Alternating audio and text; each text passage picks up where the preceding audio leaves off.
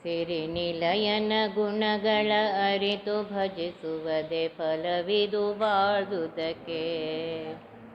ಪಂಚಭೇದಯುತ ಪ್ರಪಂಚವು ಸುಸತ್ಯವಿರಿಂಚಿ ಭವಮುಖ ಬಲಿವಂಚಕಗೆ. ಸಂಚಲ ಪ್ರತಿಮೆಯ ಚಂಚಲ ಪ್ರಕೃತಿಯಲ್ಲಿ ಸಂಚಿಂತಿಸಿ ಮುದಲಾಂಛನಗುವುದೇ ಫಲವಿದು ಬಾಳುವುದಕ್ಕೆ. ಈ ಜಗತ್ತು ಸತ್ಯವಾಗಿದೆ, ಸುಳ್ಳಲ್ಲ. ಇದನ್ನು ಮೊದಲು ನೆಟ್ಕೊಳ್ಳಿ. ಪಂಚಭೇದದಿಂದ ಕೂಡಿದಂತಹ ಈ ಜಗತ್ತು. ಪಂಚಭೇದಗಳು ಯಾವುದಂದರೆ ಜಡಕ್ಕೂ ಭೇದ ಇದೆ,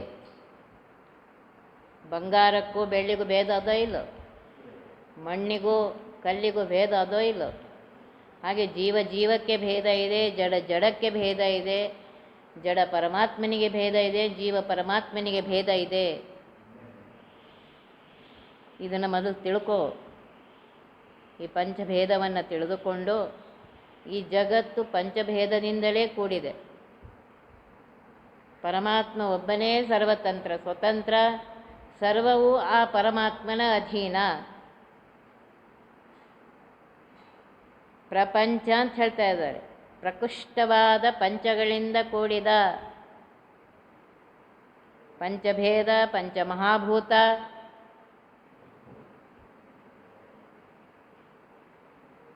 ಇವೆಲ್ಲದರಿಂದ ಕೂಡಿದ್ದರಿಂದ ಪ್ರಪಂಚ ಅಂತ ಅನಿಸ್ಕೊಳ್ತಾ ಇದೆ. ಇದು ಸುಸತ್ಯ, ನಿಜವಾಗಿಯೂ ಸತ್ಯವಾಗಿದೆ.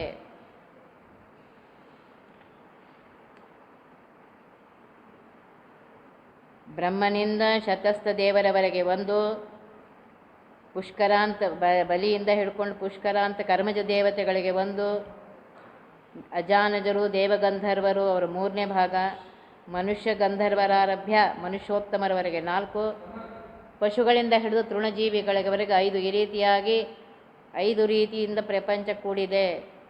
ಇದು ಸತ್ಯವಾಗಿದೆ.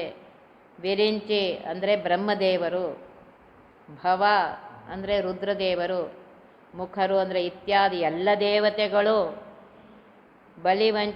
ಬಲಿವಂಚಕನಾಗಿರುವಂತಹ ತ್ರಿವಿಕ್ರಮನಿಗೆ ತ್ರಿವಿಕ್ರಮ ಅಂತ ಹೇಳ್ತಾ ಇದ್ದಾರೆ.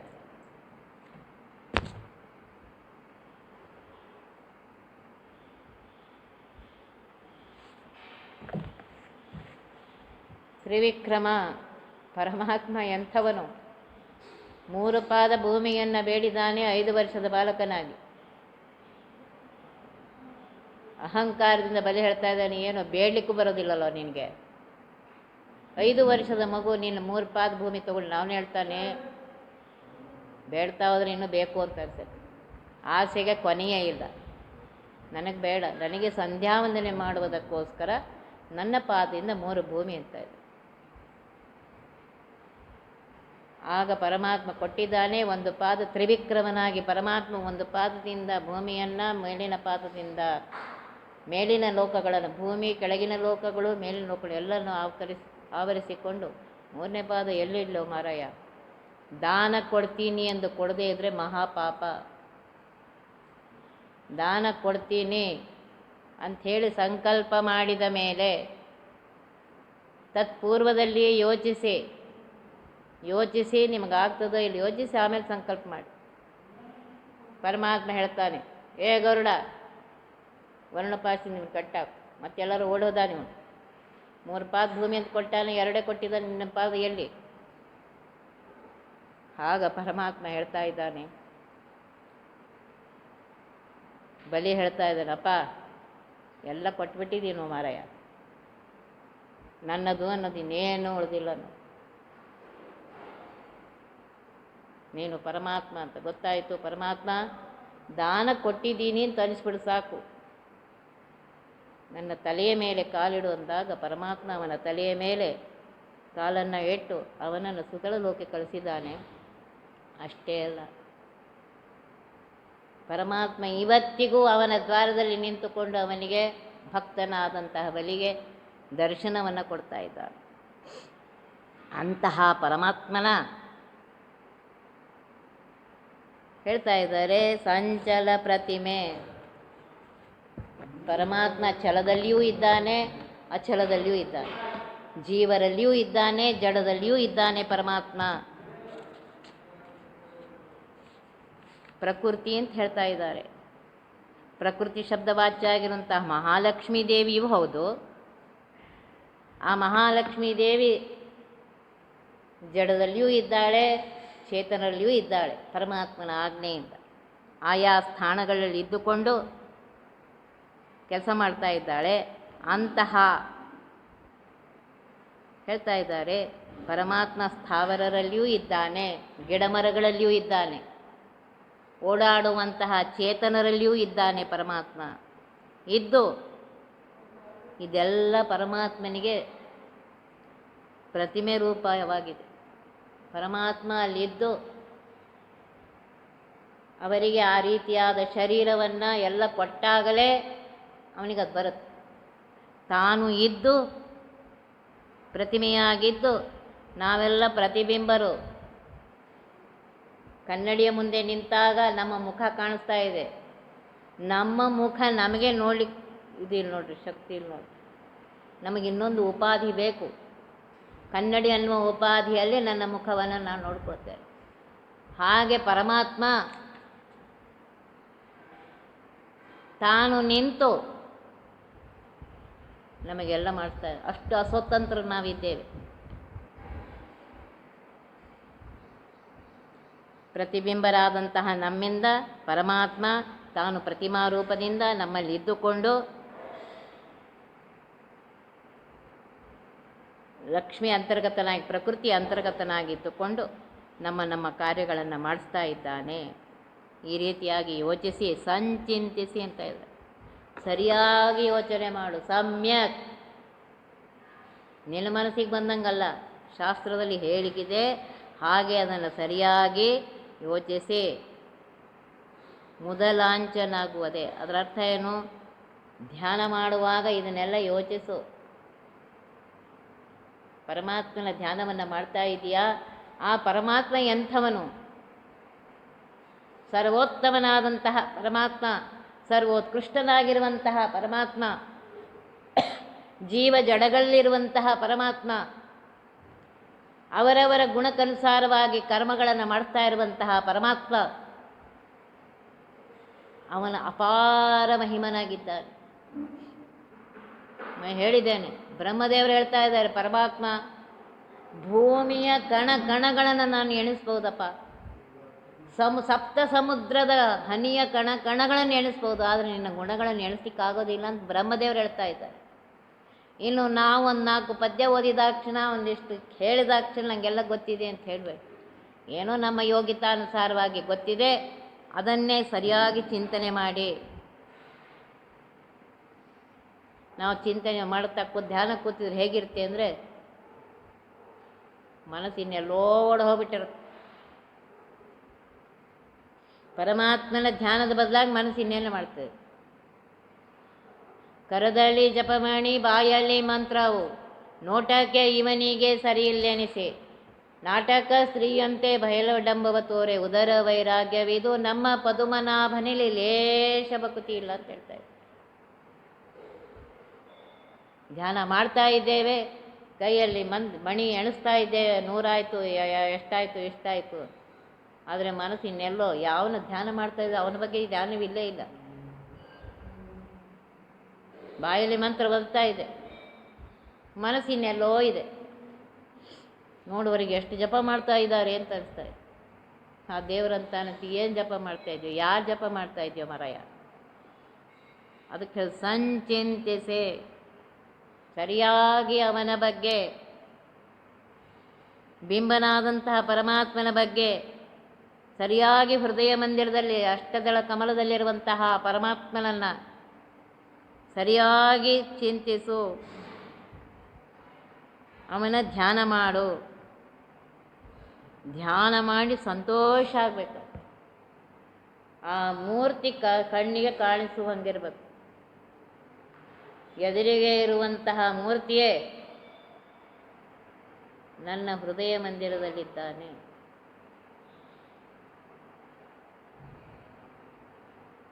ಅಂದರೆ ಎಷ್ಟು ಏಕಾಗ್ರತೆ ಇರಬೇಕು ಲೆಕ್ಕ ಮಾಡಿ. ಅಷ್ಟು ಏಕಾಗ್ರತೆ ಬಂದಾಗಲೇ ಹೀಗಾಗತ್ತೆ. ಅದಕ್ಕೋಸ್ಕರ ಹೇಳ್ತಾ ಇದ್ದಾರೆ, ಈ ರೀತಿಯಾಗಿ ಧ್ಯಾನ ಮಾಡು.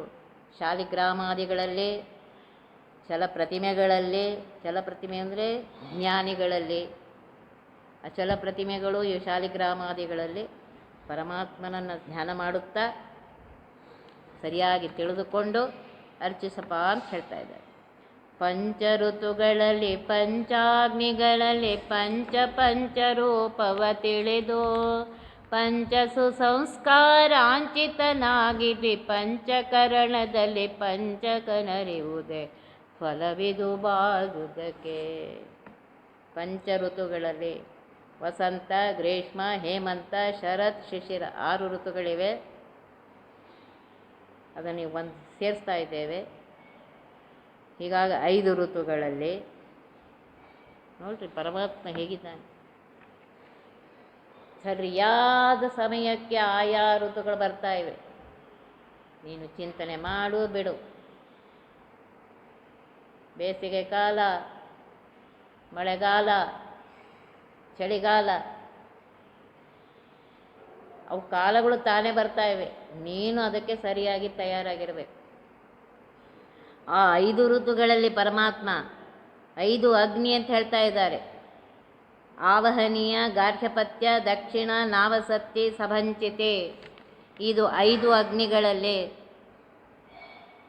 ಮುಖದಲ್ಲಿ ಆವಹನೀಯ ಅಗ್ನಿ ಇದೆ, ಹೃದಯದಲ್ಲಿ ಗಾರ್ಹಪತ್ಯ ಅಗ್ನಿ ಇದೆ, ನಾಭಿಯಲ್ಲಿ ದಕ್ಷಿಣಾಗ್ನಿ ಇದೆ, ಬಲಪಾರ್ಶ್ವದಲ್ಲಿ ನಾವಸತ್ತಿ, ಎಡಪಾರ್ಶ್ವದಲ್ಲಿ ಸಭ್ಯಂಚಿತಿ. ಹೀಗೆ ಚಿಂತನೆ ಮಾಡಿ, ಈ 5 ಅಗ್ನಿಗಳಲ್ಲಿ ಚಿಂತನೆ ಮಾಡಿ ಅಲ್ಲಿ ಪರಮಾತ್ಮ ಅನಿರುದ್ಧಾದಿ ರೂಪದಿಂದ ಇದ್ದಾನೆ ಅಂತ ತಿಳಿದುಕೊಂಡು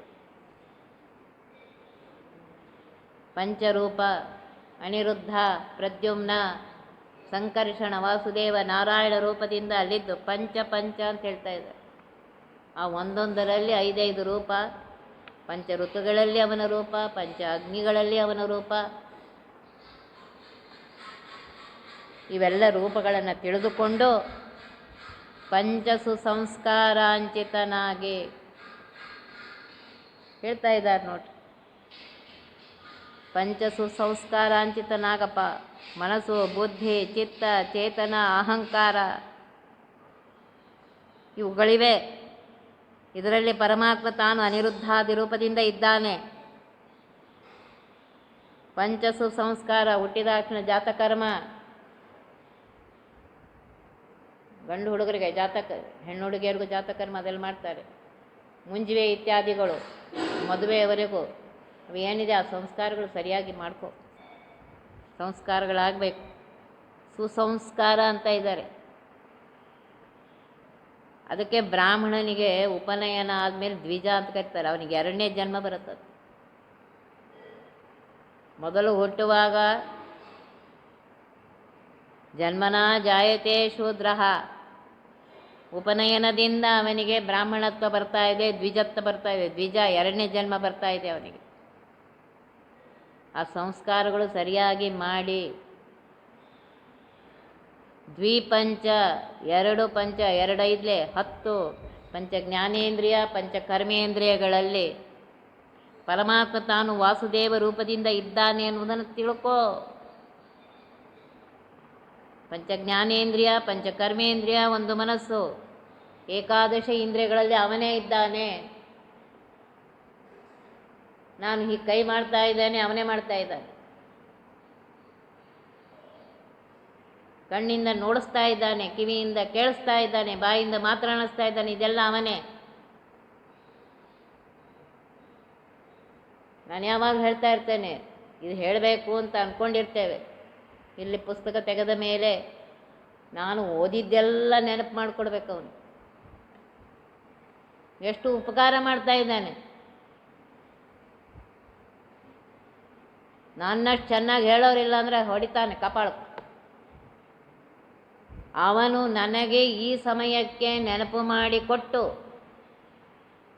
ಸರಿಯಾದ ಶಬ್ದಗಳನ್ನು ಇಟ್ಟು ಹೇಳಿಸಿದಾಗ ನಾನು ಹೇಳ್ತೇನೆ. ವಾಕಂತರ್ಗತ ಅಗ್ನ್ಯಂತರ್ಗತನಾಗಿದ್ದುಕೊಂಡು ಭಾರತೀಯ ರಮಣ ಮುಖ್ಯ ಪ್ರಾಣಾಂತರ್ಗತನಾಗಿದ್ದುಕೊಂಡು ಹೇಳಿಸಿದ್ರು ನಾನು ಹೇಳ್ತೇನಪ್ಪ. ದಿಗ್ದೇವತೆಗಳ ಅಂತರ್ಗತನಾಗಿದ್ದುಕೊಂಡು ನಿಮ್ಗೆ ಕೇಳಿಸಿದ್ರೆ ನಿಮಗೆ ಕೇಳಿಸತ್ತೆ. ಮನಸ್ಸು ಇನ್ನೆಲ್ಲೋ ಇತ್ತು ಅಂದರೆ ಕಿವಿ ಇಲ್ಲೇ ಇದೆ. ಮನಸ್ಸು ಇನ್ನೆಲ್ಲೋ ಇದ್ರೆ ಕೇಳಿಸಿದ್ರು ಏನೂ ಪ್ರಯೋಜನ ಇಲ್ಲ. ಇದೆಲ್ಲ ಪರಮಾತ್ಮ ತಾನೇ ಪಂಚ ಜ್ಞಾನೇಂದ್ರಿಯ ಪಂಚ ಕರ್ಮೇಂದ್ರಿಯಗಳಲ್ಲಿ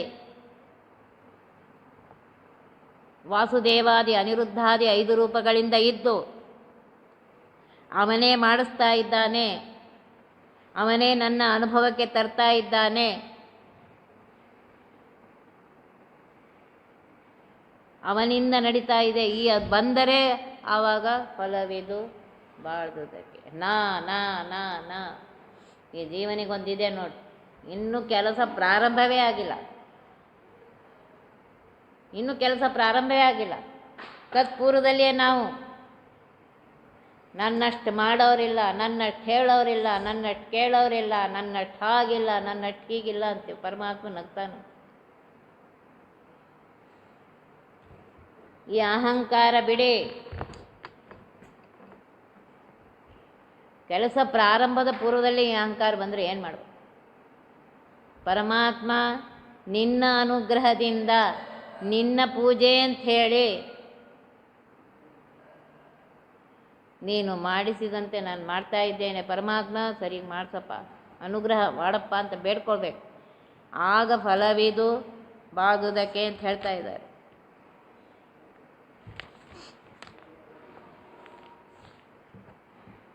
ಹೃದಯದಿ ರೂಪವು ವದನದಿ ನಾಮವು ಉದರದಿ ನೈವೇದ್ಯವು ಶಿರದೆ ಪದಜಲ ನಿರ್ಮಾಲ್ಯವನೆ ಧರಿಸುತ್ತ ಕೋವಿದರ ಸದನ ಹೆಗ್ಗದವ ಕಯುವದೆ ಫಲವಿದು ಬಾಳುವುದಕ್ಕೆ.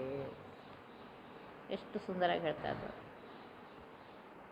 ಹೃದಯದಿ ರೂಪವು, ಮನಸ್ಸಿನಲ್ಲಿ ನಾವು ಎಷ್ಟು ತುಂಬಿಕೊಂಡಿದ್ದೇವೆ ಅಂದರೆ ಎಲ್ಲ ತುಂಬಿಕೊಂಡಿದ್ದೀವಿ ಆ ಪರಮಾತ್ಮನನ್ನು ಬಿಟ್ಟು. ಹೃದಯದಿ ರೂಪವು ಅಂತ ಇದ್ದಾರೆ. ಹೃದಯದಲ್ಲಿ ಪರಮಾತ್ಮನಿಗೆ ಜಾಗ ಕೊಡಿ. ಒಂದು ಸ್ಥಳದಲ್ಲಿ ಒಂದೇ ಒಂದು ಒಂದು ವಸ್ತು ಇರಲಿಕ್ಕೆ ಸಾಧ್ಯ. ಈಗ ನಾ ಇಲ್ಲಿ ಕುರ್ಚಿ ಮೇಲೆ ಕೂತಿದ್ದೇನೆ ಅಂದರೆ ಕುರ್ಚಿ ಮೇಲೆ ಇನ್ಯಾರೂ ಕೂಡ್ಲಿಕ್ಕೆ ಸಾಧ್ಯ ಇಲ್ಲ. ಹಾಗೆ ನಮ್ಮ ಹೃದಯ ಮಂದಿರದಲ್ಲಿ ನಾವು 20 ಇದಕ್ಕೆ ಜಾಗ ಕೊಟ್ಟಿದ್ದೇವೆ ಪರಮಾತ್ಮನಿಗೆ ಬಿಟ್ಟು. ಮನವೇ ಮರವರೇನೋ ಹರಿಯ ಬಹು ಜನುಮಗಳಲ್ಲಿ ಬಟ್ಟ ಭವಣೆಗಳರಿಯ. ಮನವೇ ಬೇಡ್ಕೋತಾ ಇದ್ದಾರೆ. ಹೇ ಮನಸ್ಸೇ, ಅನಂತ ಜನ್ಮಗಳಲ್ಲಿ ಅನಂತ ದುಃಖಗಳನ್ನ ಅನುಭವಿಸಿದ ಯಾಕೆ? ಪರಮಾತ್ಮನ ಮರ್ತದ್ದಕ್ಕೆ. ಆ ಮನಸ್ಸಿನಲ್ಲಿ ಇನ್ಯಾರಿಗೂ ಜಾಗ ಕೊಡಬೇಡ. ಆ ಮನಸ್ಸಿನಲ್ಲಿ ಪರಮಾತ್ಮನಿಗೆ ಜಾಗ ಕೊಡು. ಹೇಳ್ತೇವೆ ಹೃದಯ ಮಂದಿರದ ಅಷ್ಟಕಮಲದಲ್ಲಿ ಪರಮಾತ್ಮ ತಾನಿದ್ದು ನಂಗೆ ಮಾಡ್ತಾ ಇದ್ದಾನೆ. ಬರೀ ಹೇಳ್ದಂಗಲ್ಲ, ಅದು ಆಚರಣೆಗೂ ಬರಬೇಕು. ಹೃದಯದಲ್ಲಿ ಪರಮಾತ್ಮನ ರೂಪವೇ ಇರಬೇಕು. ಅನಂತ ಕಲ್ಯಾಣ ಗುಣ ಪರಿಪೂರ್ಣನಾಗಿರುವಂತಹ ಪರಮಾತ್ಮ ನನ್ನ ಹೃದಯ ಮಂದಿರದಲ್ಲಿದ್ದು ಯಾವಾಗಲೂ ನನಗೆ ಅನುಗ್ರಹ ಮಾಡಪ್ಪ ಅಂತ ಬೇಡ್ಕೋಬೇಕು.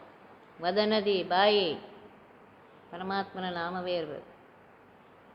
ಆಚಾರವಿಲ್ಲದ ನಾಲಿಗೆ ನಿನ್ನ ನೀಚ ಬುದ್ಧಿಯ ಬೇಡೋ. ನಾಲಿಗೆ ವಿಚಾರವಿಲ್ಲದೆ ಪರರ ದೂಷಿಪುದಕ್ಕೆ ಚಾಚಿಕೊಂಡಿರುವಂಥ ನಾಲಿಗೆ. ನಮ್ಮ ನಾಲಿಗೆಯಲ್ಲಿ ಪರಮಾತ್ಮನ ನಾಮ ಇಲ್ಲ. ಯಾಕೆಂದರೆ ಆ ರೀತಿಯಾಗಿ ಅದಕ್ಕೆ ನಾವು ಶಿಕ್ಷಣ ಕೊಟ್ಟೇ ಇಲ್ಲ. ಯಾರ್ಯಾರ ಬಗ್ಗೆಯೂ ಅವ್ರ ಬಗ್ಗೆ ವಿಚಾರ ಇಲ್ಲದೆ ಬಾಯಿಗೆ ಬಂದದ್ದು ಅವ್ರ ಬಗ್ಗೆ ಮಾತಾಡ್ತಾ ಇರ್ತಾರೆ. ಅವ್ರು ಹಾಗೆ, ಅವ್ರು ಹೀಗೆ ತೊಗೊಂಡು ಏನು ಮಾಡ್ತೀರಿ? ಯಾರಿದ್ರಿ ಹೇಗೆ ನೋಡ್ರಿ. ಹೆಣ್ಮಕ್ಳಾಗಿದ್ರೆ ನಿಮ್ಮ ಗಂಡ ಮಕ್ಕಳಿಗೆ ಹೇಳಬೇಕಾದ್ರೂ ನಿಮ್ಮ ಕರ್ತವ್ಯ. ಅದನ್ನು ಜೋಪಾನ. ನಿಮಗಿಂತ ದೊಡ್ಡವನಾಗಿರುವಂಥ ಗಂಡನಿಗೆ ಹೇಗೆ ಹೇಳಬೇಕು? ಮಕ್ಕಳಲ್ಲಿಯೂ ಬೇರೆ ಬೇರೆ ಇರ್ತಾರೆ. ಕೆಲವರಿಗೆ ಒಳ್ಳೆ ಮಾತಿಂದ ಹೇಳಿದ್ರೆ ಕೇಳ್ತಾರೆ. ಕೆಲವರಿಗೆ ಆಸೆ ಕೊಟ್ಟರೆ ಹಂಗೆ ಮಾಡಿದ್ರು ನೋಡಿ ಹಿಂಗೆ ಮಾಡ್ತೀರ, ಹಂಗೆ ಆಸೆ ತೋರಿಸಿದ್ರೆ ಕೇಳ್ತಾರೆ. ಅವರ ಸ್ವಭಾವ ನೋಡಿ ನೋಡಿ, ಆ ರೀತಿಯಾಗಿ ಅವ್ರು ಹಿಂಗೆ ಇದು ಮಾಡಬೇಕು, ಕೇಳಿರಬೇಕು. ನೀವು ಮಾತಾಡೋದೇ ಬೇಡ, ನೀವು ಇದೇ ಮಾತಿ ಹಂಗೆ ಅನ್ಸ್ಬೇಡಿ. ನೀವು ಹೇಳೋದು ನಿಮ್ಮ ಜವಾಬ್ದಾರಿ ಇದೆ. ಯಾವ ರೀತಿ ಕೇಳಿದ್ರೆ ಅವ್ರು ಕೇಳ್ತಾರೆ, ಹೇಳಿದ್ರೆ ಕೇಳ್ತಾರೆ, ಆ ರೀತಿಯಾಗಿ ಹೇಳಿ. ಬಾಯಲ್ಲಿ ಪರಮಾತ್ಮನ ನಾಮವೇ ಇರಬೇಕು. ಅದಕ್ಕೆ ಟ್ರೈನಿಂಗ್ ಕೊಡ್ರಿ. ಆಚಾರವಿಲ್ಲದ ನಾಲಿಗೆ ಅಂದರು. ನಾವು ಅದಕ್ಕೆ ಟ್ರೈನಿಂಗೇ ಕೊಟ್ಟಿಲ್ಲ. ಮಾನಸಿಗೆ ಬಂದದ್ದು ಬದುಕೋತಿರ್ತೇವೆ. ವಟ ವಟ ವಟ ವಟ ವಟ. ಆ ಕಪ್ಪೆ ಹೆಂಗೆ ವಟ ವಟ ಅಂತಿರ್ತದೆ ನೋಡಿ, ಹಾಗೆ ನಮ್ಮ ನಾಲಿಗೆ ಅಂತ. ವದನದಲ್ಲಿ ಪರಮಾತ್ಮನ ಪವಿತ್ರವಾದಂಥ ನಾಮಗಳೇ ಇರಬೇಕು. ಉದರದಿ ನೈವೇದ್ಯ, ಹೊಟ್ಟೆಯಲ್ಲಿ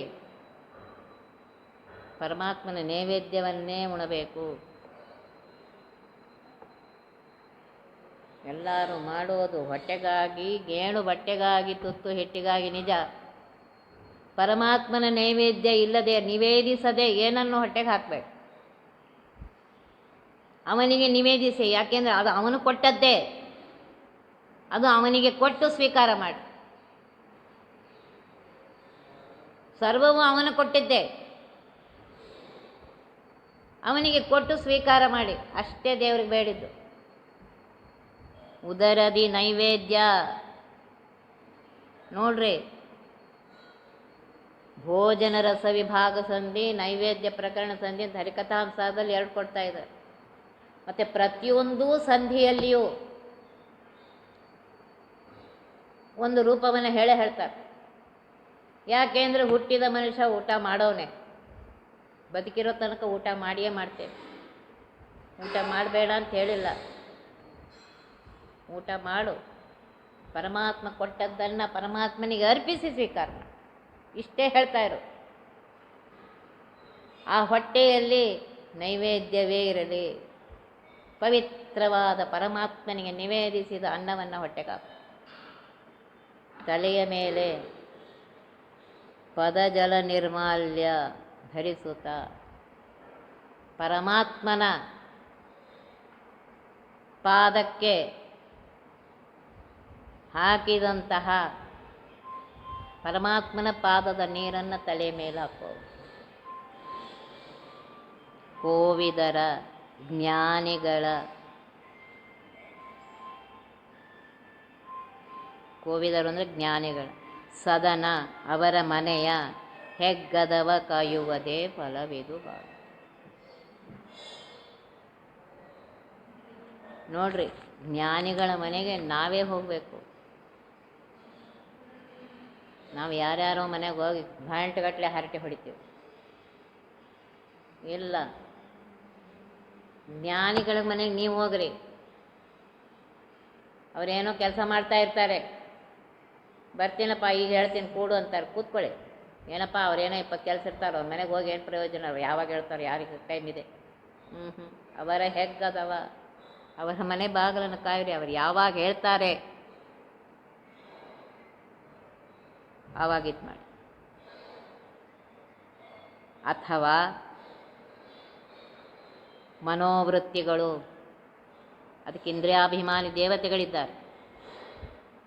ಆ ದೇವತೆಗಳು ನಮ್ಮನ್ನು ಬೇರೆ ವಿಷಯದ ಕಡೆಗೆ ಹೋಗದಂತೆ ನೋಡ್ಕೊಳ್ಳಿ. ಕಣ್ಣಿನಿಂದ ಪರಮಾತ್ಮನನ್ನೇ ನೋಡಬೇಕು.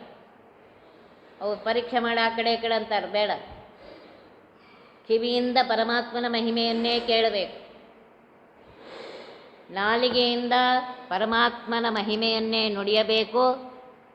ತಿನ್ನುವುದು ಪರಮಾತ್ಮನ ನೈವೇದ್ಯವನ್ನೇ ತಿನ್ನಬೇಕು. ಮನಸ್ಸಿಗೆ ಅಭಿಮಾನಿಯಾದಂಥ ರುದ್ರದೇವರಿಗೆ ಪ್ರಾರ್ಥನೆ ಮಾಡಿರಿ. ಅಪ್ಪ, ಯಾವಾಗಲೂ ನನ್ನ ಮನಸ್ಸಿನಲ್ಲೇ ನಿನ್ನ ಸ್ವಾಮಿಯಾದಂಥ ಪರಮಾತ್ಮನೇ ಇರಬೇಕು. ಆಗಲೇ ಬದುಕಿದ್ದಕ್ಕೆ ಸಾರ್ಥಕ, ಇಲ್ಲದೇ ಇದ್ದರೆ ಸಾರ್ಥಕ ಇಲ್ಲ ಅಂತ ಹೇಳ್ತಾ ಇದ್ದಾರೆ. ಜ್ಞಾನಿಗಳ ಮನೆಗೆ ನೀವೇ ಹೋಗಿ ಅವರಿಗೆ ಬೇಡಿ, ನನಗೊಂದು ಸ್ವಲ್ಪ ಉಪದೇಶ ಮಾಡಿರಿ, ನನಗೊಂದು ಸ್ವಲ್ಪ ಹೇಳ್ರಿ. ಹಾಳು ಹರಟೆ ಹೊಡಿತಾ ಕೂತ್ಕೋಬೇಡಿ. ಯಾವಾಗ ಕಾಲ ಬರ್ತದೆ ಗೊತ್ತಿಲ್ಲ. ಕಾಲನ ದೂತರಿಗೆ ಕಿಂಚಿತ್ತು ದಯವಿಲ್ಲ. ಎಚ್ಚರದಿಂದಿರು, ಪರಮಾತ್ಮನ ಧ್ಯಾನವನ್ನು ಮಾಡು, ಸಮಯವನ್ನು ಹಾಳು ಮಾಡಬೇಡ. ಈಗ ಹೋದಂತಹ ಸಮಯ ಇಡೀ ಬ್ರಹ್ಮಾಂಡ ದುಡ್ಡು ಹಾಕಿದ್ರೆ ವಾಪಸ್ ಬರೋದಿಲ್ಲ. ಪ್ರವಚನ ಕೇಳಿದ ಮೇಲೆ ನಮಗನ್ಸುತ್ತೆ, ಅಯ್ಯೋ ಮಾಡಬೇಕಾಗಿತ್ತು, ಚಿಂತೆ ಮಾಡಬೇಡ, ಹೋಗಿತ್ತು ಹೋಯ್ತು. ಇನ್ನು ಮುಂದೆ ಆದರೂ ಸಾಧನೆ ಮಾಡಿ, ಆಗ ಬದುಕಿದ್ದಕ್ಕೆ ಸಾರ್ಥಕ ಅಂತ ಹೇಳ್ತಾ ಇದ್ದಾರೆ.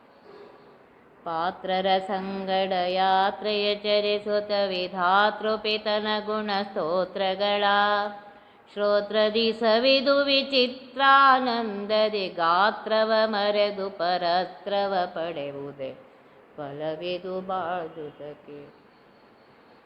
ಇದು ಅಣು ಹರಿಕಥಾಸಾರ ಕರೀತಾರೆ. ಅಂದರೆ ಒಂದೊಂದು ಪದ್ಯದಲ್ಲಿ ಎಷ್ಟು ಅರ್ಥ ಇಟ್ಟಿರ್ಬೇಕು ಲೆಕ್ಕ. ನಾ ಅಷ್ಟೆಲ್ಲ ಅರ್ಥ ಹೇಳ್ತಾ ಕೂತ್ರೆ ಬೇಡ ಬೇಡ ಆಗ್ತದೆ. ಅದಕ್ಕೋಸ್ಕರ ಸಂಕೋಚ ಮಾಡಿ ಸ್ವಲ್ಪವನ್ನು ಹೇಳ್ತಾ ಇದ್ದೇನೆ. ಇದರಲ್ಲಿ ಆಸಕ್ತಿ ಹುಟ್ಟಿ ಇನ್ನೂ ಕೇಳಬೇಕು ಅಂತ ಅನಿಸ್ಬೇಕು. ಯಾತ್ರೆ ಮಾಡಲಿಕ್ಕೆ ಬೇಕು. ಕಾಲುಗಳನ್ನು ಎದಕ್ಕೆ ಕೊಟ್ಟಿದ್ದಾನೆ ಪರಮಾತ್ಮ? ಯಾತ್ರೆಗೋಸ್ಕರ ಕೊಟ್ಟಿದ್ದಾನೆ. ನಾವು ಆ ಕಾಲಿನಿಂದ ಎಲ್ಲಿ ತಿರುಗಬಾರ್ದು ಅಲ್ಲೆಲ್ಲ ತಿರುಗಿ ನಮ್ಮ ಕಾಲನ್ನು ಇದು ಮಾಡ್ಕೋತಾ ಇದ್ವಿ. ಯಾತ್ರೆ ಯಾರ ಜೊತೆಗೆ ಮಾಡಬೇಕು? ಪಾತ್ರರ ಸಂಗಡ ಅಂತ ಇದ್ದಾರೆ.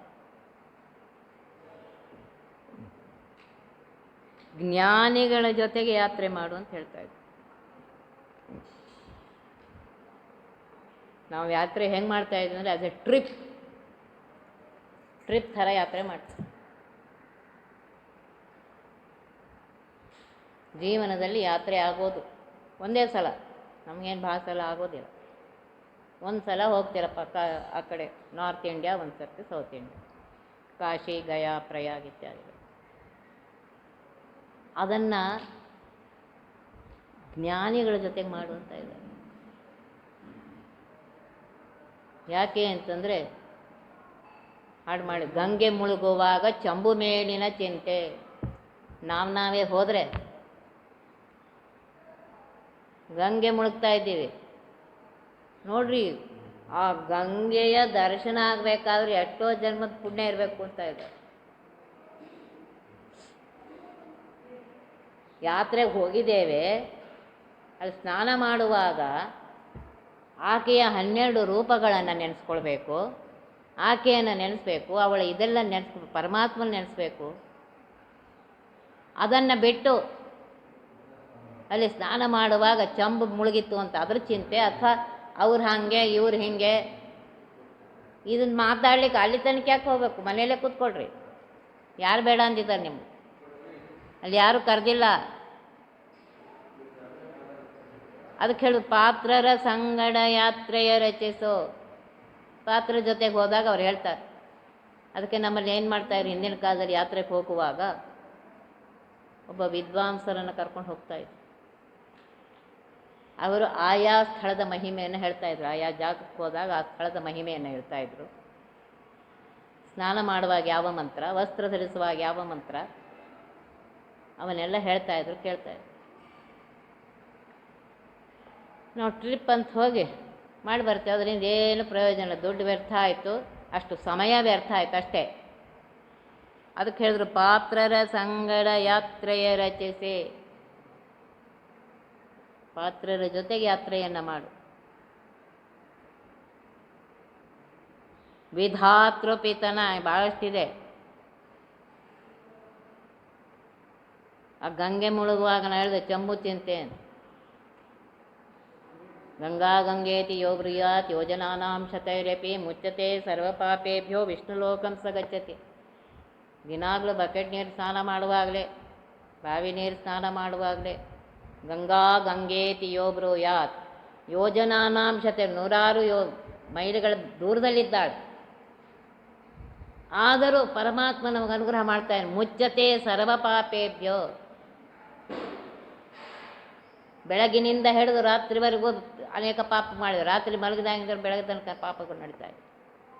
ಇವೆಲ್ಲ ಪಾಪಗಳು ಹೋಗಬೇಕು ಅಂದರೆ ಆ ಗಂಗೆ ನೆನೆಸುವಂತ ಇದೆ. ನಂದಿನಿ ನಳಿನಿ ಸೀತಾ ಮಾಲತಿ ಚ ಮಲಾಪಹ ಗಂಗಾ ತ್ರಿಪಥಗಾಮಿನಿ ತ್ರಿದಶೇಶ್ವರಿ ವಿಷ್ಣುಪಾದಾಬ್ಜ ಸಂಭೂತ ಜಾಹ್ನವಿ ಭಾಗೀರಥಿ ಭೋಗವತಿ ಸ್ನಾನಕಾಲೇ ಪಟೇ ನಿತ್ಯಂ ಹೇಳ್ತಾ ಇದ್ದಾಳೆ. ಬಂದಿರ್ತಾಳಂತವಳು. ಈ 12 ಹೆಸರನ್ನು ತೆಗೆದುಕೊಳ್ಳಿ ಅಂತ ಇದ್ದಾಳೆ. ಇದು ಯಾವುದು ಬಗ್ಗೆ ಇಲ್ಲ. ಹೇಳಿದೆ, ಸ್ನಾನ ಮಾಡುವಾಗ ಬ್ಯಾಡದೇ ಇರೋ ಹಾಡುಗಳನ್ನು ಹಾಡ್ಕೋತ, ಬ್ಯಾಡದೇ ಇರೋದು ಒದರ್ಕೋತ, ಅದಕ್ಕೆ ನಮ್ಗೆ ಬರ್ತಾ ಇಲ್ಲ. ನೋಡ್ರಿ, ಪುಣ್ಯ ಗಳಿಸೋದು ಭಾಳ ಸುಲಭ ಅದ, ನಾವು ತಿಳ್ಕೊಂಡಿಲ್ಲ ಅಷ್ಟೇ. ಭಾಳ ಕಷ್ಟ ಅಂತ ತಿಳ್ಕೊಂಬಿಟ್ಟಿದ್ದೆ. ಅವೆಲ್ಲ ನಮ್ಮ ಕೈಲಿ ಆಗಂಗಿಲ್ಲ ಅಂತ ನಾವು ಮೊದಲೇನು ಮಾಡ್ತೀವಿ, ಮೊದಲೇ ಕಾರ್ಯ ಆರಂಭ ಪೂರ್ವದಲ್ಲೇ ಬೇಡ ಅಂತ ಬಿಟ್ಬಿಡ್ತೀವಿ. ಇಲ್ಲ, ಸುಲಭ ಅದ. ಇಷ್ಟು ದಿನ ಈ ವೈಕುಂಠ ಎಷ್ಟು ದೂರವೋ ಎನ್ನುತ್ತಲಿದ್ದೆ, ಕಣ್ಣಿಂದ ನೋಡಿದೆ ಅಂತ ಹೇಳ್ತಾ ಇದ್ದಾರೆ. ಆ ಗಂಗೆಯ ದರ್ಶನ ಆದರೆ ಸಾಕು, ನಮ್ಮ ಪಾಪಗಳು ಹೋಗತ್ತ. ಅದಕ್ಕೆ ಹೇಳಿದ್ರು, ಪಾತ್ರರ ಸಂಗಡ ಯಾತ್ರೆಯನ್ನು ಮಾಡು. ವಿಧಾತೃ ಪಿತನ ಗುಣ ಸ್ತೋತ್ರಗಳ ವಿಧಾತು ಬ್ರಹ್ಮನ ತಂದೆಯಾಗಿರುವಂತಹ ಆ ಪರಮಾತ್ಮನ ಗುಣಸ್ತೋತ್ರಗಳನ್ನು, ಅವನ ಅವತಾರಗಳು, ಅವನ ವ್ಯಾಪಾರಗಳು, ವೇದಾದಿಗಳಲ್ಲಿ, ಉಪನಿಷತ್ತುಗಳಲ್ಲಿ, ಹಾಡುಗಳಲ್ಲಿ ಏನೇನು ಅವನ ಮಹಿಮೆ ಹೇಳಿದ್ದಾನಂದರೆ ಸ್ತೋತ್ರಗಳ ಶ್ರೋತ್ರದಿ ಸವಿದು, ಕಿವಿಗೆ ಇನ್ನೊಂದು ಮಾತು ಕೇಳಿಸ್ಬಾರ್ದು. ಆ ಕಿವಿ ಇರುವುದು ಪರಮಾತ್ಮನ ನಾಮವನ್ನು ಕೇಳುವುದಕ್ಕೆ, ಪರಮಾತ್ಮನ ಮಹಿಮೆಯನ್ನು ಕೇಳುವುದಕ್ಕೆ. ಶ್ರೋತ್ರದಿ ಸವಿದು, ಕೃಷ್ಣ ವಾಸುದೇವ ಹರಿ ಪರಮಾತ್ಮ ಆ ರೂಪ ಎದುರಿಗೆ ಬರಬೇಕು ಹೇಳುವಾಗ ಶ್ರೋತ್ರದಿ ಸವಿದು ಅಂತ ಇದ್ದಾರೆ. ಆ ಸ್ತೋತ್ರ ಮಾಡುವಾಗ ಆ ರೂಪ ಎದುರಿಗೆ ಬರಬೇಕು. ಆಡಿಸಿದಳೆ ಶೋದೆ ಜಗದೋದ್ಧಾರನ, ಜಗದೋದ್ಧಾರನ ಮಗನೆಂದು ತಿಳಿಯೂತ. ಎಷ್ಟು ಸುಂದರ ಹೇಳ್ತಾ ಇದ್ದಾರೆ. ಜಗತ್ತಿಗೆ ಸ್ವಾಮಿಯಾಗಿರುವಂತಹ, ಯಾವನಿಗೆ ಜನನ ಮರಣಗಳೇ ಇಲ್ಲವೋ ಅಂತಹ ಪರಮಾತ್ಮ, ಅಂತಹ ಪರಮಾತ್ಮನನ್ನು ಆಡಿಸಿದಳು ಯಶೋದೆ.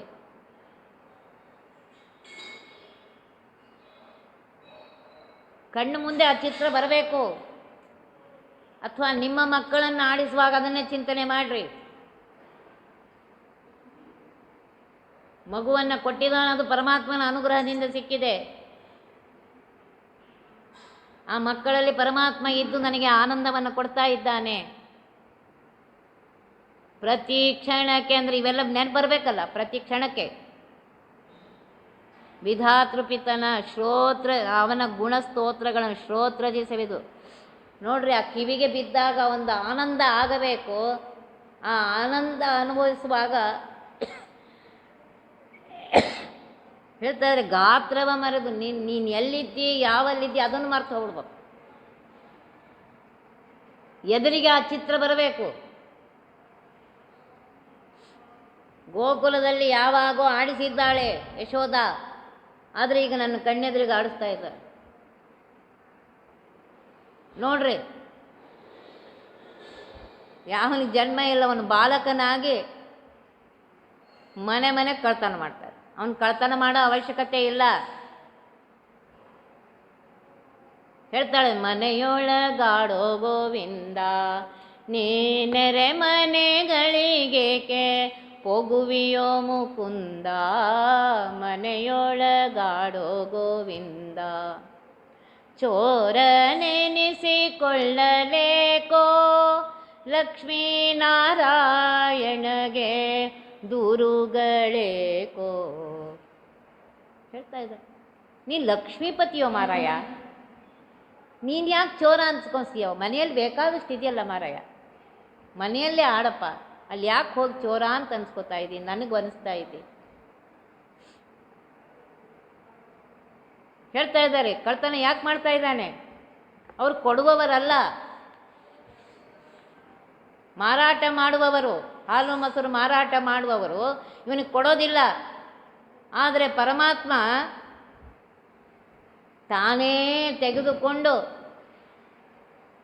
ಅವರಿಗೆ ಅನುಗ್ರಹ ಮಾಡ್ತಾರೆ. ನಮ್ಮ ಕನ್ನಡದಲ್ಲಿ ಒಂದು ಗಾದೆ, ಕೈ ಬಿಟ್ಟಿದ್ದೇ ಕೃಷ್ಣಾರ್ಪಣ.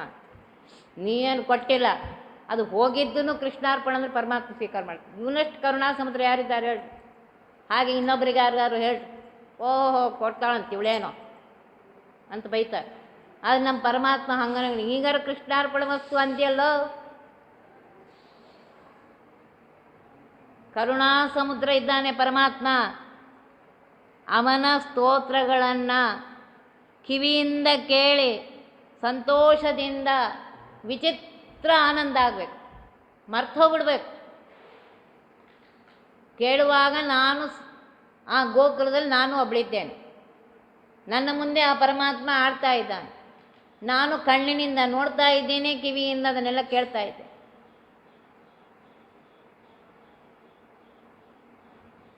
ಅದು ಭಾವನೆ ಬರಬೇಕಷ್ಟೆ. ವಿಚಿತ್ರಾನಂದದಿ ಅಂತ ಹೇಳ್ತಾ ಇದ್ದಾರೆ. ಆ ಆನಂದ ವಿಚಿತ್ರವಾಗಿದೆ. ಗಾತ್ರವ ಮರೆದು ನಾನು ನನ್ನದು ಎಲ್ಲಿ ಎಲ್ಲ ಮರ್ತ ಬಿಡ್ಬೇಕು. ಆ ಗೋಕುಲದಲ್ಲಿ ನಾನು ಒಬ್ಬಳಾಗಬೇಕು. ಪರತ್ರವ ಪಡೆಯುವುದೇ ಜ್ಞಾನಭಕ್ತಿ ವೈರಾಗ್ಯವನ್ನು ಪಡೆಯುವುದೇ, ಪರಮಾತ್ಮನ ಅನುಗ್ರಹವನ್ನು ಪಡೆಯುವುದೇ ಫಲವೇದು ಬಾಳ್ದುದಕ್ಕೆ. ಬದುಕಿದ್ದು ಸಾರ್ಥಕ ಯಾವಾಗ? ಆವಾಗಲೇ ಸಾರ್ಥಕ ಅಂತ ಹೇಳ್ತಾ ಇದ್ದಾರೆ. ಏನಲ್ಲ, ಒಂದೊಂದು ಪದ್ಯ ಅಷ್ಟು ಸುಂದರವಾಗಿ ಹೇಳಿದ್ದಾರೆ. ಅದಕ್ಕೆ ಇದು ಅಣುಹರಿಕಥಾಂಸಾರ. ಹಂಸ ಮೊದಲು 18 ರೂಪಗಳ ಸಂಸ್ಥಾನವ ತಿಳಿದನು ದಿನದೇ, ಸಂಸೇವಿಸುವ ಮಹಾಪುರುಷರ ಪದ ಪಾಂಸುವ ಧರಿಸಿ ಅಸಂಶಯನಪ್ಪುದೆ ಫಲವಿದು ಬಾಳ್ದುದಕ್ಕೆ.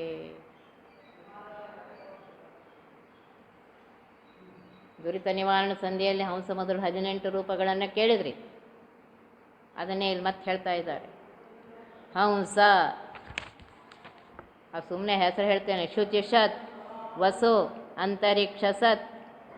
ನೋಡ್ರಿ ಎಲ್ಲೆಲ್ಲಿ ಪರಮಾತ್ಮ ಇದ್ದಾನೆ ಹೇಳ್ತಾನೆ. ಶುಚಿಷತ್ ಅನ್ನುವ ರೂಪದಿಂದ ಪರಮಾತ್ಮ ವಾಯುದೇವರಲ್ಲಿದ್ದಾನಂತೆ. ಹಂಸ ರೂಪದಿಂದ ಸರ್ವರ ಶರೀರದಲ್ಲಿದ್ದಾನಂತೆ. ವಸುರೂಪದಿಂದ ಪರಮಾತ್ಮ ಎಲ್ಲ ಜ್ಞಾನಧನ ಈ ಲೌಕಿಕ ಧನದಲ್ಲಿದ್ದಾನಂತೆ. ಅಂತರಿಕ್ಷ ಸತ್ ಅನ್ನುವ ರೂಪದಿಂದ ಪರಮಾತ್ಮ ಅಂತರಿಕ್ಷದಲ್ಲಿ ಆಕಾಶದಲ್ಲಿದ್ದಾನಂತೆ. ಹೋತ ಅನ್ನುವ ರೂಪದಿಂದ ಪರಮಾತ್ಮ ನಾವು ಮಾಡುವಂಥ ಹೋಮ ಹವನಗಳ ಆಹುತಿಗಳನ್ನು ಸ್ವೀಕಾರ ಮಾಡ್ತಾ ಇದ್ದಾನೆ. ವೇದಿಷತ್, ನಾವೇನು ಹೋಮಕುಂಡ ಎಲ್ಲ ತಯಾರು ಮಾಡಿದ್ದೇವೆ ಆ ಜಾಗದಲ್ಲಿ ಪರಮಾತ್ಮ ತಾನು ವೇದಿಷತ್ ಅನ್ನುವ ರೂಪದಿಂದ ಇದ್ದಾನಂತೆ. ಅತಿಥಿ, ನೋಡ್ರಿ ಬ್ರಾಹ್ಮಣರ ಅಂತರ್ಗತನಾಗಿದ್ದುಕೊಂಡು ಅತಿಥಿಗಳು. ಇಲ್ಲಿ ಅತಿಥಿ ಅಂತಂದರೆ ನಮ್ಮಿಂದ ಆಮಂತ್ರಣವನ್ನು ಪಡೆಯದೆ ಆಗಿಂದಾಗೆ ಯಾವನು ಬರ್ತಾನೋ ಅವನ ಅತಿಥಿ. ಅಂದರೆ ತಿಥಿ ವಾರ ಇತ್ಯಾದಿಗಳನ್ನು ಹೇಳದೆ ಕೇಳದೆ ಬರುವವನು ಅವನ ಅತಿಥಿ. ಅಲ್ಲಿ ಪರಮಾತ್ಮ ತಾನಿದ್ದಾನೆ, ಅವನನ್ನು ಹಾಗೆ ಕಳಿಸ್ಬೇಡಿ. ನಿಮ್ಮಲ್ಲಿದ್ದದನ್ನು ಅವನಿಗೆ ಕೊಟ್ಟು ಅವನಿಗೆ ಸಂತೋಷಪಟ್ಟು ಕಳಿಸಿ. ಅತಿಥಿ, ಅಲ್ಲಿಯೂ ಪರಮಾತ್ಮ ತಾನೇ ಇದ್ದಾನೆ. ದ್ರೋಣಸತ್, ಸೋಮರಸ ಪಾತ್ರೆಯಲ್ಲಿ ಅಂತ ಹೇಳ್ತಾ ಇದ್ದಾರೆ. ಯಜ್ಞಕ್ಕೆ ಉಪಯೋಗಿಸುವಂತಹ ಪಾತ್ರೆಗಳಲ್ಲಿ ಪರಮಾತ್ಮ ತಾನೇ ದ್ರೋಣಸತ್ ಅನ್ನುವ ರೂಪದಿಂದ ಇದ್ದಾನೆ. ನೃಷತ್, ಮನುಷ್ಯರಲ್ಲಿ ಮನುಷ್ಯರಂತೆ ಇದ್ದು ಆ ಮನುಷ್ಯರಿಂದ ಎಲ್ಲ ಕಾರ್ಯಗಳನ್ನು ಮಾಡುವವನು ಮಾಡಿಸುವವನು ಇವನೇ ಆಗಿದ್ದಾನೆ. ವರಸತ್, ಶ್ರೇಷ್ಠರಾಗಿರುವಂತಹ ಬ್ರಹ್ಮಾದಿಗಳಲ್ಲಿಯೂ ಇವನೇ ಇದ್ದಾನೆ. ಋತಸತ್ ಹೇಳ್ತಾ ಇದ್ದಾರೆ, ಆಯಾ ಋತುಗಳಲ್ಲಿ ಅಥವಾ ವೇದಗಳಲ್ಲಿ ಯಥಾರ್ಥವಾದಂತಹ ಅನಾದಿ ಕಾಲದಿಂದ ನಾಶವಾಗದೇ ಇರುವಂತಹ ವೇದಗಳಲ್ಲಿ ಪರಮಾತ್ಮ ತಾನೇ ಇದ್ದಾನೆ. ವ್ಯೋಮಸತ್, ಆಕಾಶದಲ್ಲಿ ಪರಮಾತ್ಮ ಲಕ್ಷ್ಮೀ ಅಂತರ್ಗತನಾಗಿ ತಾನೇ ಇದ್ದಾನೆ. ಅರ್ಜ, ಜಲಚರಗಳಲ್ಲಿ ಪರಮಾತ್ಮ ತಾನೇ ಇದ್ದಾನೆ. ಸ್ವರ್ಗ, ಭೂಮಿ ಎಲ್ಲ ಕಡೆಗೂ ಪರಮಾತ್ಮ. ಗೋವುಗಳಲ್ಲಿ ಅಷ್ಟೇ ಅಲ್ಲ, ಎಲ್ಲ ಕಡೆಗೂ ಪರಮಾತ್ಮ ತಾನೇ ಇದ್ದಾನೆ. ಋತಜ ಹೇಳ್ತಾ ಇದ್ದಾನೆ, ಸತ್ಯವನ್ನು ನಂಬಿದವರು, ಸತ್ಯದಿಂದ ಹುಟ್ಟಿದವರು, ಅಂದರೆ ಲಿಂಗಭಂಗರಾದಂತಹ ಮುಕ್ತರು, ಅವರಲ್ಲಿಯೂ ಪರಮಾತ್ಮ ತಾನೇ ಇದ್ದಾನೆ. ಅದ್ರಿಜ, ಪರ್ವತಗಳಲ್ಲಿ ಅವನೇ ಇದ್ದಾನೆ. ಋತಂ, ಸತ್ಯವಾದಂತಹ ವೇದಗಳಲ್ಲಿ ಸರ್ವೋತ್ತಮನೆಂದು ಹೇಳಿಸಿಕೊಳ್ಳುವನು ಇವನೇ ಆಗಿದ್ದಾನೆ. ಬೃಹತ್, ಬ್ರಹ್ಮಶಬ್ದ ವಾಚ್ಯನು ಇವನೇ. ನೋಡ್ರಿ, ನವಾವರಣಗಿಂತ ಬ್ರಹ್ಮಾಂಡ ಇದೆ, ಅದಕ್ಕಿಂತ ಆಚೆಗೆ ಪರಮಾತ್ಮ ವ್ಯಾಪ್ತನಾಗಿದ್ದಾನೆ. ಆದ್ದರಿಂದ ಬೃಹತ್ ಅಂತ ಅವನಿಗೆ ಹೆಸರು. ಹೀಗೆ ಪರಮಾತ್ಮ ತಾನೇ 18 ಹೆಸರುಗಳಿಂದ ಇದ್ದಾನೆ. ಅಥವಾ 18 ಅಂತಂದರೆ ಜೀವಾಂತರ್ಗತ ಹಂಸರೂಪ, ಇದು ಸ್ವರೂಪ ಶರೀರ ಲಿಂಗದೇಹದಲ್ಲಿರುವಂಥ 6 ರೂಪ, ಪಂಚ ಜ್ಞಾನೇಂದ್ರಿಯ, ಪಂಚಕರ್ಮೇಂದ್ರಿಯ, ಎಲ್ಲದಲ್ಲಿ ಪರಮಾತ್ಮ ತಾನೇ ಇದ್ದು 18 ರೂಪದಿಂದ ನಮ್ಮನ್ನು ರಕ್ಷಣೆ ಮಾಡ್ತಾ ಇದ್ದ. ಪ್ರತಿಯೊಬ್ಬ ವ್ಯಕ್ತಿಗೂ ಸ್ವರೂಪ ಶರೀರ, ಲಿಂಗ ಶರೀರ, ಅನಿರುದ್ಧ, ಸ್ಥೂಲ ಇತ್ಯಾದಿಗಳಿವೆ. ಆ ಎಲ್ಲ ಶರೀರವು ನೋಡ್ರಿ, ಸ್ವರೂಪ ಶರೀರ ಅವನು ಕೊಟ್ಟದ್ದೇ ಇರಬಹುದು, ಆದರೆ ಆ ಸ್ವರೂಪ ಶರೀರದಲ್ಲಿ ಪರಮಾತ್ಮ ಇದ್ದು ಆ ಸುಖಗಳನ್ನು ನಮಗೆ ಕೊಡ್ತಾ ಇದ್ದಾನೆ ಪರಮಾತ್ಮ. ಇದನ್ನು ಸರಿಯಾಗಿ ತಿಳ್ಕೊ, ಆಗ ಬದುಕಿದ್ದಕ್ಕೂ ಸಾರ್ಥಕ.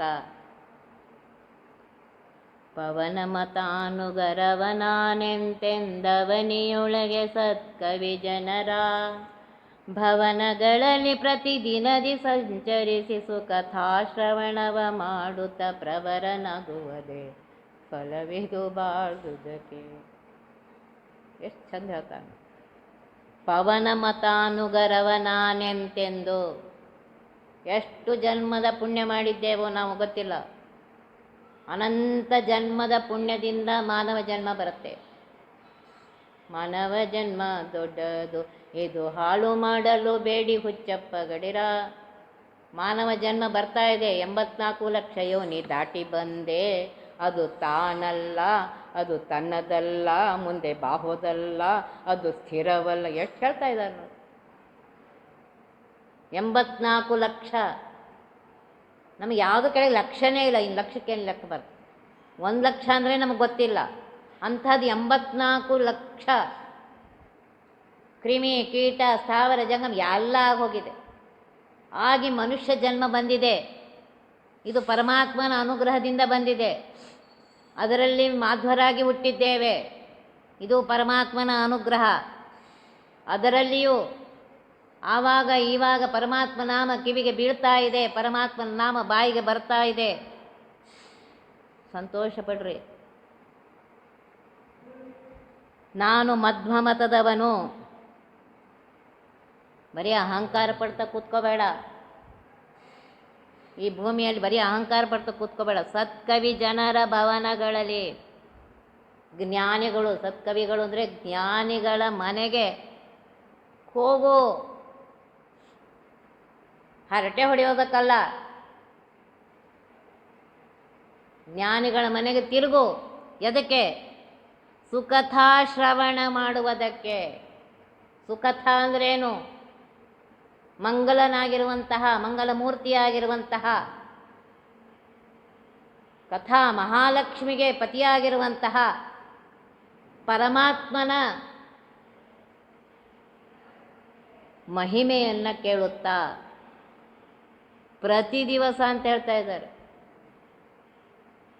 ಯಾವಾಗೋ ಒಂದು ಕೇಳಿದೆ, ನಡಿ ಇವತ್ತಿಗೆ ಮುಗಿತೀನಿ, ಯಾವಾಗೂ ಅಲ್ಲ, ಪ್ರತಿ ದಿವಸ ಅಂತ ಇದ್ದಾರೆ. ಶಬ್ದದ ಕಡೆ ಲಕ್ಷ್ಯ ಕೊಡ್ರಿ. ಇವತ್ತೊಂದು ದಿವಸ ಅಲ್ಲ, ನಾಳೆ ಒಂದು ದಿವಸ ಅಲ್ಲ, ಪ್ರತಿ ದಿವಸ ಕೇಳಬೇಕು. ಪ್ರತಿ ದಿವಸ ಜ್ಞಾನಿಗಳ ಮನೆಗೆ ಹೋಗಬೇಕು. ಪ್ರತಿ ದಿವಸ ಪರಮಾತ್ಮನ ಮಹಿಮೆಯನ್ನು ಕೇಳಬೇಕು. ಸುಕಥಾ ಶ್ರವಣ ಮಾಡುತ್ತಾ ಹೇಳ್ತಾ ಇದ್ದಾರೆ, ಪ್ರವರನಾಗುವುದೇ. ಸಂತೋಷ ಆಗಬೇಕು. ಕಥೆ ಕೇಳಿದಾಗ ಆನಂದ ಆಗಬೇಕು. ನಾನು ಯಾರು, ಎಲ್ಲಿದ್ದೇನೆ ಎಲ್ಲ ಮರ್ತು ಹೋಗ್ಬಿಡ್ಬೇಕು. ಅಂದರೆ ನೀ ಮನಸ್ಸು ಕೊಟ್ಟು ಕೇಳಿದ್ದೀನಿ. ಆ ಭಾಗವತ ಕಥೆಯನ್ನು ಕೇಳುವಾಗ ಅಲ್ಲಿ ಹೇಳುವ ಸಂದರ್ಭದಲ್ಲಿ ಅಲ್ಲಿ ನಾನು ಒಬ್ಬಳಿದ್ದೇನೆ, ನಾನು ಒಬ್ಬ ಅಲ್ಲಿದ್ದೇನೆ.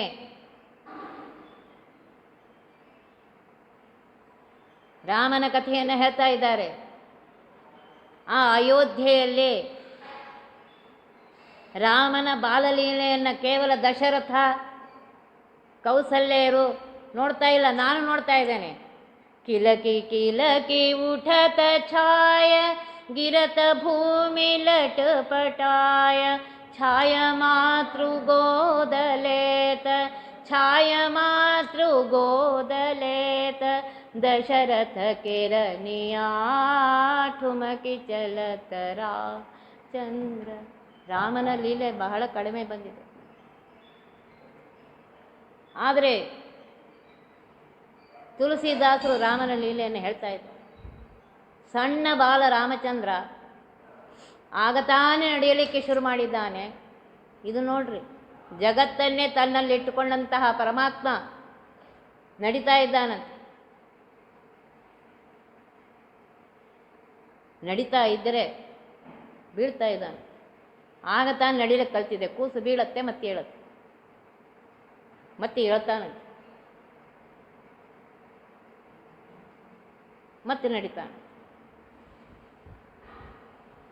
ಅದನ್ನು ನೋಡಿ ಆ ಕೌಸಲ್ಯಾದಿಗಳಷ್ಟೇ ಅಲ್ಲ, ಅಯೋಧ್ಯದಲ್ಲಿರೋರೆಲ್ಲರೂ ಸಂತೋಷ ಪಡ್ತಾ ಇದ್ದಾರೆ.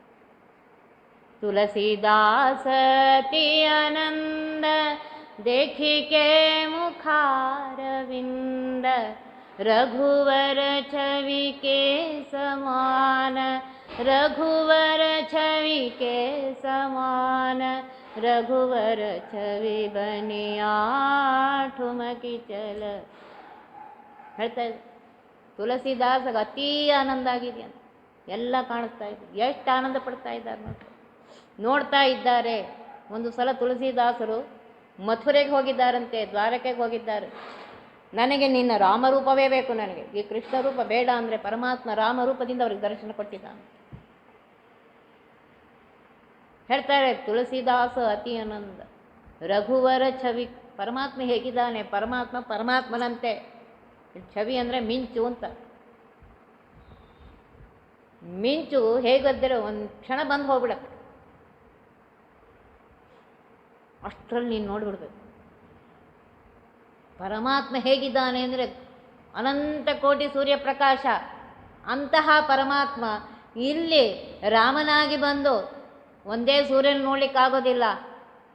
ಆ ಪರಮಾತ್ಮ ತಾನೇ ದಿವ್ಯ ದೃಷ್ಟಿ, ತಾನೇ ದೃಷ್ಟಿ ಕೊಡಬೇಕು, ಎಲ್ಲ ಮಾಡಬೇಕು. ಇದು ನೋಡ್ರಿ ಹೆಂಗಿದೆ, ಇಷ್ಟೆಲ್ಲ ಮಾಡ್ತಾ ಇದೆ. ಅಲ್ಲಿ ಹೇಳ್ತಾ ಇದ್ದಾರೆ, ಅದು ಹಾಡುವಾಗಲೇ ನಮ್ಮ ಕಣ್ಣಿಗೂ ಆ ದೃಶ್ಯ ಬರುತ್ತೆ.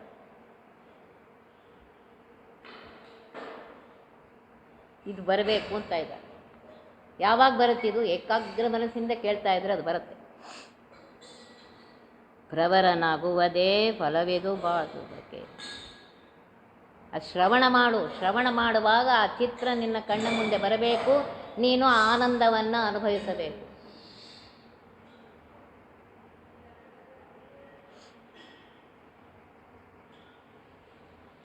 ಮನೆಯೊಳಗಾಡೋ ಗೋವಿಂದ ಅಂತ ಇದ್ದಾರೆ ಗೋಪಿದೇವಿ. ಯಾಕಪ್ಪ ಮನೆಗೆ ಹೋಗ್ತೀಯವು ಬಂದಿದ್ದು ಚಾಡಿ ಹೇಳ್ತಾವ, ನನಗೆ ಉತ್ತರ ಕೊಡ್ಲಿಕ್ಕೆ ಆಗಂಗಿಲ್ಲ ಮಾರಾಯ, ಮನೆಯೊಳಗಾಡು ಅಂತ ಹೇಳ್ತಾ ಇದ್ದಾರೆ. ನಿಮಗೆ ಆ ದೃಶ್ಯ ಕಣ್ಣು ಮುಂದೆ ಬರಬೇಕು. ಅವರೆಲ್ಲ ಚಾಡಿ ಹೇಳುವಾಗ ಕೃಷ್ಣ ಹೇಳ್ತಾನೆ, ಅಮ್ಮ ಅವ್ರ ಮಾತು ನಂಬ್ತೀಯ? ನೀನು ನನಗೆ ಒಂದು ತುತ್ತು ಅನ್ನ ಉಣಿಸ್ಬೇಕಾಗಿದ್ರೆ ಎಲ್ಲ ಕಡೆ ತಿರುಗಿಸಿ ಕಾಗಿ ಗೋಪೆ ಅದು ಇದು ಹೇಳೋಷ್ಟರೊಳಗೆ ಒಂದು ತುತ್ತು ಉಣಂಗಿಲ್ಲ ನಾನು. ಇವ್ರ ಮನ್ಯಾಗ ಹೋಗಿ ನಾನು ಬೆಣ್ಣೆ ಕದ್ದಿನ ಅಂತ ಹೇಳ್ತಾರೆ, ಅದು ಕದ್ದಿನ ಅಂತ ಹೇಳ್ತಾರೆ, ಎಷ್ಟು ಸುಳ್ಳು ಹೇಳಿಕತ್ತಾರೆ ನೋಡವ. ಈ ಚಿತ್ರ ಕಣ್ಮುಂದೆ ಬರಬೇಕು, ಆನಂದ ಆಗಬೇಕು. ಎಷ್ಟು ನಾಟಕ ಮಾಡ್ತಾ ಇದ್ದಾನೆ ನೋಡ್ರಿ ಪರಮಾತ್ಮ. ಅವರು ಒಬ್ಬೊಬ್ಬರು ಬಂದು ಚಾಡಿ ಹೇಳ್ತಾ ಇದ್ದಾರೆ, ಇವಳು ಏನು ಮಾಡಲಿ, ಈ ಮಗ ಎಂಥವನು, ಎಷ್ಟು ಮಂದಿ ಕೈಲಿ ನನಗೆ ಅನಿಸ್ತಾ ಇದ್ದಾನೆ ಅಂತ ಅವಳು ಅಂತ ಇದ್ದಾರೆ. ಇವನು ಎಷ್ಟು ಚಿಂತೆಯಾಗಿ ಅವ್ರ ಮಾತೆಲ್ಲ ಕೇಳ್ತಾ ಕೂತಿದ್ದಾಳೆ. ಆಮೇಲೆ ಅಮ್ಮ ಇವರೆಲ್ಲ ಸುಳ್ಳು ಹೇಳ್ತಾ ಇದ್ದಾರೆ ಅಂತ. ಈ ಚಿತ್ರ ನಿಮ್ಮ ಮುಂದೆ ಕಣ್ಣು ಮುಂದೆ ಬರಬೇಕು, ಆಗ ಆನಂದ ಆಗುತ್ತೆ. ಪ್ರವರನಾಗುವುದೇ ಸುಖತಃ ಶ್ರವಣ ಮಾಡುತ್ತದ ಆನಂದ ಆಗಬೇಕು. ಗೋಕುಲದಲ್ಲಿ ನೀವೊಬ್ಬರಾಗಬೇಕು. ಆಗ ಆನಂದ ಬರುತ್ತೆ. ಆವಾಗೇ ಬದುಕಿದ್ದು ಸಾರ್ಥಕ ಅಂತ ಹೇಳ್ತಾ ಇದ್ದಾರೆ ದಾಸರು. ಇನ್ನು ಮುಂದಿನದನ್ನು ನಾಳೆ ದಿವಸ ತಗೊಳ್ಳೋಣ. ಪ್ರತಿ ದಿವಸ ಶ್ರುತಿ ಸ್ಮೃತಿಗಳಿಂದ ಸಂಸ್ತುತಿಸುತ್ತ ಲಕ್ಷ್ಮೀಪತಿ ಗುಣವಾ ಕೃತಿಪತಿ ಸೃಷ್ಟಿ ಸ್ಥಿತಿ ಲಯ ಕಾರಣ ಇತರ ಸರ್ವ ದೇವತೆಗಳಿಲ್ಲೆಂತೆಂಬುದು ಫಲವಿದು ಬಾದುದಕ್ಕೆ. ಇದನ್ನು ಮುಂದಿನ ನಾಳಿನ ದಿವಸ